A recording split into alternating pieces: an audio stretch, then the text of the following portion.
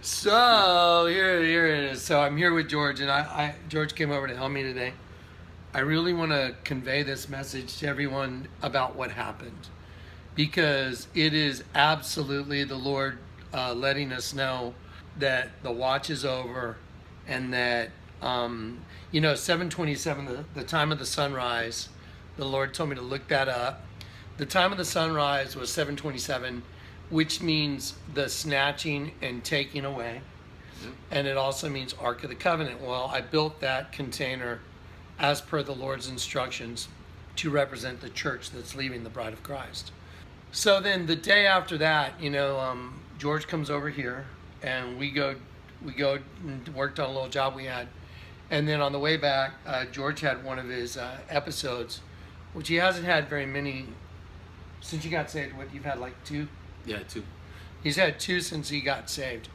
And so on the way back over here, just like a block from the house is when it happened. And then, we told you the story on the last video where, I wasn't planning on laying hands on George. I was trying to comfort him, that's all, and put my hand on his neck and, like, you're going to be okay. And I was just reminding the Lord of my prayer. Like, you had told me that you're going to heal him on your time schedule according to your will, because in my prayer time one time I'd said, Lord, would you please take this affliction away from George?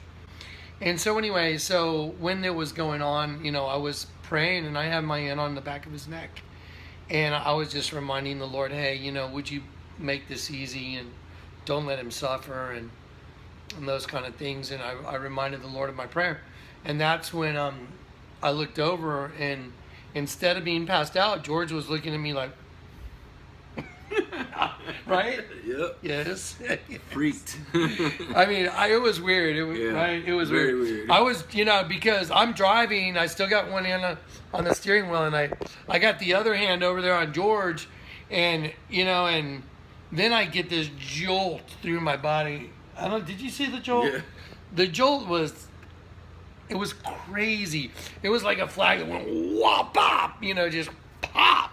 And it went through one arm and out the other, and I was like, ah. It was crazy. I mean, it was exhausting. That's a good way to put it. And so then that happened, and then I look over at George, and I'm still driving home, and I still have to, make, a little bit of distance to get home, like a block and a half, maybe a block and a half. But I look over at George, and instead of him being all like that, I look over and he's like, and he's looking, I'm like, and I'm thinking, what's up, dude? Like, I'm like, freaking out. Why are you looking at me like that? And then I realized, oh my gosh, he didn't. And then he's like, I didn't pass out, and I don't feel bad. And what happened? Yeah, I didn't feel no tingling. No, everything was just automatically just gone. Like, it was, I couldn't even explain it. And that's the reason that I told him this, like, dude, I need to show you like how this feels. Right. So that's why I ran to the back of my truck. Right. So we're going to go act that out in just a sec. So I don't want George to get too far ahead, because this is why he came over today. I said, we've got to explain to people how this went down, because they have to see it. So let's just go reenact it. Let's do it. And I said, let's go show everybody the way it went down. Because so when we pull up in the driveway, we're at the house right now. We're gonna go out in the driveway, and we're gonna redo this, and we're just gonna show you what happened, because it's time to shed the cocoon, folks. It's time to go. Let's go. I'm just gonna kind of go through this thing. So George is over there, and I'm like this. I got my arm on the back of his neck, and I'm just praying and driving. And so I told George, lean the seat back. So when this has happened before, so I tell him lean the seat back so he can lay back there like that. And so I'm praying like this, and I got my hand on his neck, and I'm pulling up, and all of a sudden my body just goes like that. I'm like, whoa. And then I pull up, and I look over like this at George, and George, instead of being back, he's staring at me like, we're like that. like that.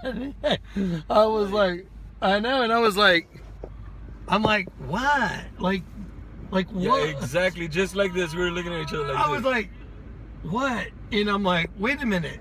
He didn't pass out. So then George, that's why I'm like, dude, like I don't feel anything. It's like so weird. And then, you know, I had jumped out of the truck. And I'm like, dude, I gotta call my wife. You know, I gotta tell my wife real quick. So I jumped out the truck, and you were still in here freaking out. Okay, so now look, so I'm over here like this, and I have my hand, and after the big, whoa, I was like that. I looked at him, and I went like this. He said, I'm gonna call my wife. I take my arm, and I was like this, and I literally, I didn't have my head up. I was like this, and I went like this, and tears just started rolling out of my eyes. Yeah. And then I'm like this, and I just look at him like this. I just roll my head, and I'm like, I'm done, man. Yep. I got nothing left in the tank. I was like, dude, I'm done. And George, he gets out right over of the door, right? Yeah, I get out right here outside of the door, and I'm like, dude, I'm gonna smoke a cigarette. I need to call my wife. I'm like, I need to call my wife, like right now. I gotta freak her out real quick. Here, I'll hold that while you talk. So then I go ahead and I step right out, and I start calling my wife, and I'm like, you know, babe, like, you're not gonna believe what happened. Like, I started to get sick, you know, my hands started to lock up, you know, and she's like, so you passed out, are you okay? I'm like, no, I didn't pass out.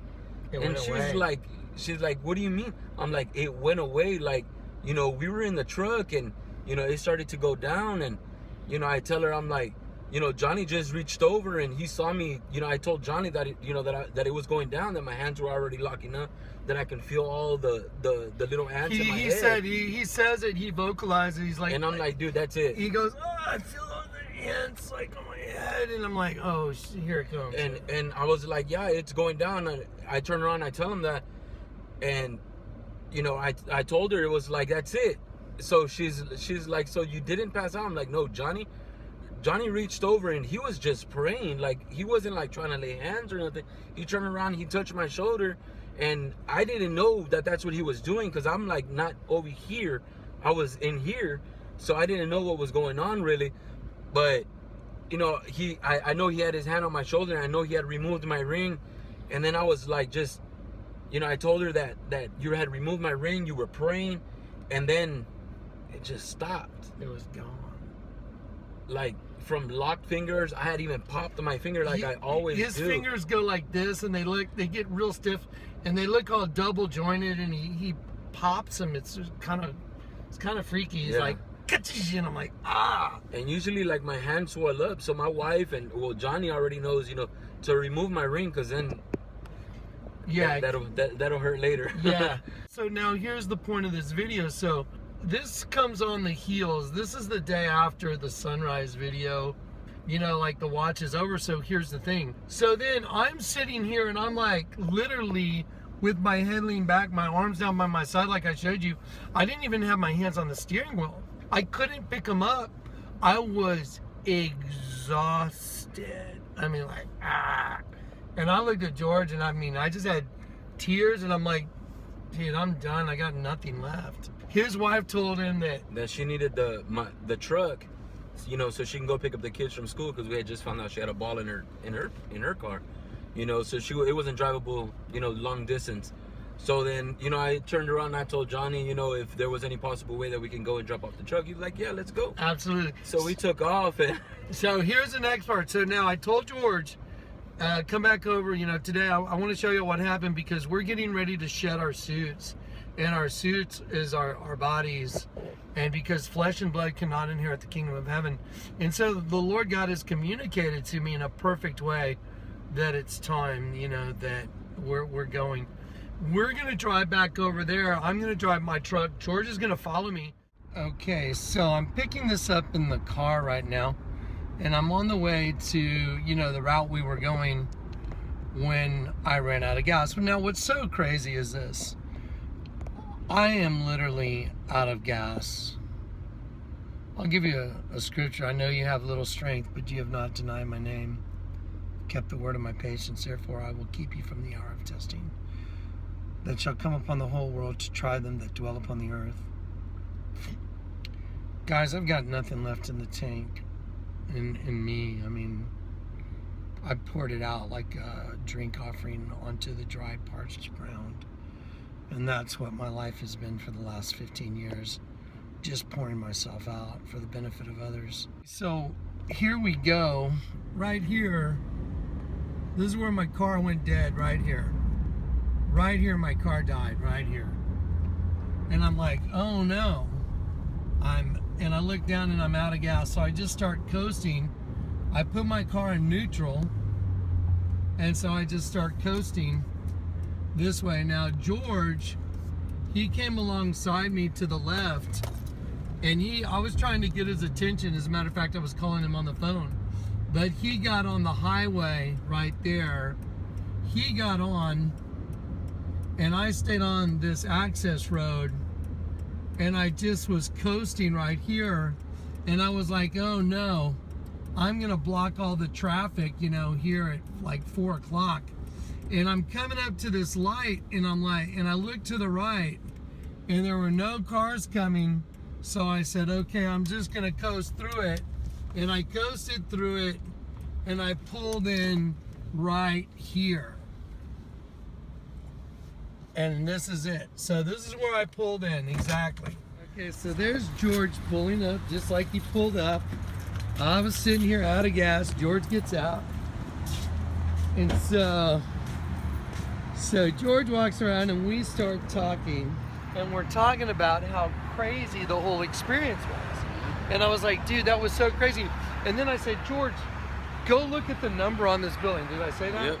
And so we walk over here, and we look at the number on the building, which is 555. And we're like, wow. And I said, the Lord said that number is really significant to pay attention. Did I tell you that? Yep. Okay, so I come over here, and then we're still talking about it. And I look up at that sign, and it says now delivering, let's see, up there.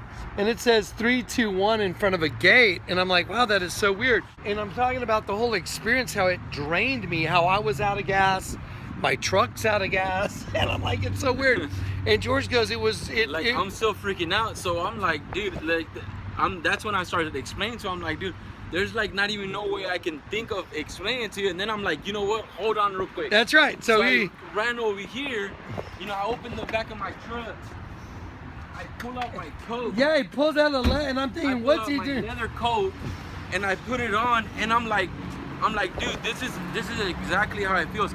It feels like this, just like that. And so he peels it off like he's throwing it away, and then that was later that day. I got home, and I'm like, the meaning of 555, it means to cast off like a garment. So now we're gonna post this, and I'm gonna show you the scriptures that go with it. So it's time to go home. We're going. It's coming. All right, guys, encouragement. So anyway, I find this all so fascinating that here at this stage of the game, you know, when I've been telling everybody, hey guys, the rapture's coming, that's what the container represents is the church that's leaving. And by the way, folks, I've had some people ask about, you know, can we come see it? Here's the thing. Unfortunately, my house, there's not an open invitation because of security reasons, and I've had to deal with people that thought they were hearing from God, and they weren't hearing from God at all.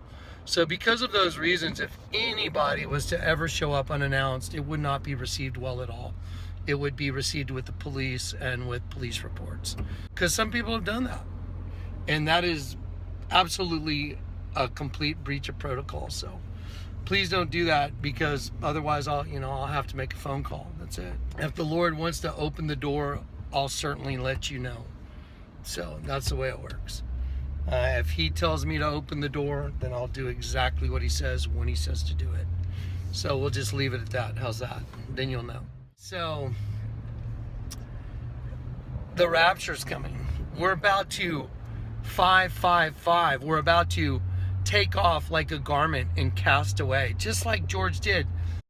I mean, I don't even know how to explain how supernatural all this is. I mean, I wish I could let y'all all experience it, you know, with me and, you know, at the same time. But the best I know how to do is to give you a clear testimony to it. Because if I give you a clear testimony to it, that's, my testimony is the same as if I was in a court of law. And so I want to encourage you to keep marching it out, keep going forward, and to wait on the Lord, and He will bring it to pass. I guarantee it. Now, I'm going to redo the YouTube video. The Lord told me to revisit it, and I'm telling you, the Lord had me revisit it. Brace yourselves. Bono knows exactly what I know. He's telling you New York's about to be destroyed with water. I'm going to show you some of the things that on the first go-round I didn't catch. So anyway, get ready, guys, and prepare your hearts, prepare your minds, and live these last days and hours like they're your last, because they are. Here's one thing I would like to ask. There are people I would like to be able to help before the end is here. I would like y'all to please, if you can, if you're capable. I only want if you're capable. Please pour out some kind of a blessing so I can leave something for others. There's people that, we've stepped up to help with rent, children that need help. Their parents need help to pay rent, pay bills, stuff like that. And also, to finish off whatever accoutrements need to be done. I am preparing this house to be handed over for whatever it's supposed to be handed over for. And, I don't know how this all ends here. I just know how it ends with the church. The church leaves. And so all the information that I've put together will be left behind in a very organized manner. I almost feel sorry for the person that shows up and gets it. And what I mean is, the Lord will put here who He wants, when He wants, how He wants, and of course that'll be His choosing. So anyway, it's going to be overwhelming. I mean, I get it. Can you imagine showing up at my house? I mean, if the Lord sends you there, and receiving this kind of information all in one place, that would be too much. You'd freak out. So we'll see what happens. God's in control, and I'm going to let Him be in control. But I would certainly appreciate it if here at the end, if y'all would just help me help others, and finish this off to where there's no burden whatsoever. I'm getting to the point to where trying to help others is getting a little tenuous. Okay, so anyway, that being said, you can go to, we have a PayPal link there at the YouTube channel, or, we have our post office box. Yeah, I wanted to close this video by just giving everybody a heads up. First of all, I really appreciate, that people write me letters and send me stuff. It's really, it's awesome. There's a bit of a problem though, because some people have started circumventing the P.O. box, and I've started getting packages at my home from Amazon, that other people will purchase something on Amazon and send it to me, or I'll get a package at home that has no return address, or it won't have a legitimate return address. And so if any of that stuff comes to my house, I need y'all to know, don't waste your time. Please don't waste your money doing that, because I have to throw it in the trash. I cannot receive any packages. If someone goes to the hassle to find out my address and sends me something, well, I can't be trusted. So, especially without a legitimate return address, or even if it comes from Amazon, because I don't know. So I can't roll the dice, so it just goes into the trash can. So please don't waste your time and your money or your effort trying to send something to me personally. We have a P.O. Box, P.O. Box 91281, San Antonio, Texas 78209, and that's where I receive stuff. Now here's the other thing. I know the people at the post office. I've known them for years. If anything comes in without a return address, it's flagged. It's very highly suspect. If it comes in without a legitimate return address or a zip code, highly suspect.